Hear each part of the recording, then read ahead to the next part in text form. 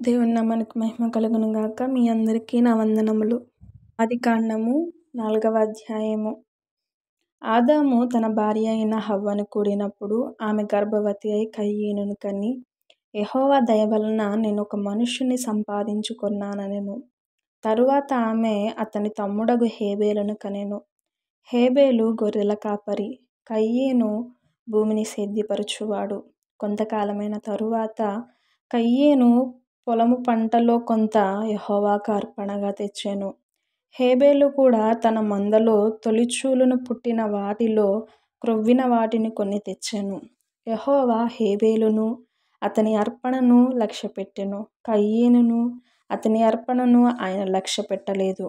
కాబట్టి కయీనుకు మిక్కిలి కోపము వచ్చి అతడు తన ముఖము చిన్నబుచ్చుకొనగా, యెహోవా కయీనుతో, నీకు కోపమేలా? ముఖము చిన్నబుచ్చుకొనియున్నావేమి? నీవు సత్క్రియ చేసిన ఎడల తలనెత్తుకొన్నావా?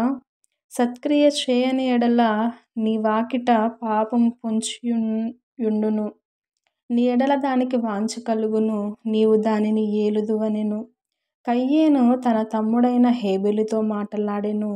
వారు పొలములో ఉన్నప్పుడు కయీను తన తమ్ముడైన హేబేలు మీద పడి అతన్ని చంపెను. యెహోవా, నీ తమ్ముడైన హేబేలు ఎక్కడున్నాడని కయీనును అడుగగా, అతడు, నేనెరుగను, నా తమ్మునికి నేను కావలివాడినా అనెను. అప్పుడాయన, నీవు చేసిన పని ఏమిటి? నీ తమ్ముని రక్తము యొక్క స్వరము నేల నుండి నాకు మొర్రపెట్టుచున్నది. కావున నీ తమ్ముని రక్తము నీ చేతిలో నుండి పుచ్చుకొనుటకు నోరు తెరచిన ఈ నేల మీద ఉండకుండా నీవు శపింపబడిన వాడవు. నీవు నేలను సేద్యపరచునప్పుడు అది తన సారమును ఇక మీదట నీకియ్యదు. నీవు భూమి మీద దిగులు పడుచు దేశదిమ్మరివై యుందువు. అందుకు కయీను, నా దోషశిక్ష నేను భరించలేనంత గొప్పది. నేడు ఈ ప్రదేశము నుండి నన్ను వెళ్ళగొట్టితివి. నీ సన్నిధికి రాకుండా వెలివేయబడి దిగులుపడుచు భూమి మీద దేశదిమ్మరినై యుందును.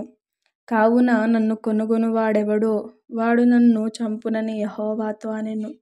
అందుకు యెహోవా అతనితో, కాబట్టి ఎవడైనను కయీనును చంపిన ఎడల వానికి ప్రతిదండన 7 అంతలు కలుగుననెను. మరియు ఎవడైనను కయీనును కనుగొని అతని చంపక యుండునట్లు యెహోవా అతనికి ఒక గురుతు వేసెను.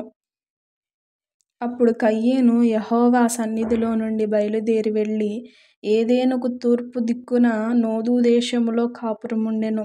కయీను తన భార్యను కూడినప్పుడు ఆమె గర్భవతి అయి హానోకును కనెను.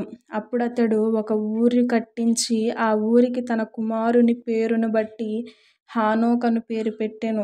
హానోకుకు ఈరాదు పుట్టెను. ఈరాదు మహూయాయేలును కనెను. మహూయాయేలు మతూషాయేలును కనెను. మతూషాయేలు లేమెకును కనెను. లేమెకు 2 భార్యలను పెండ్లి చేసుకొనెను. వారిలో ఒక దాని పేరు ఆదా, రెండవ దాని పేరు సిల్లా.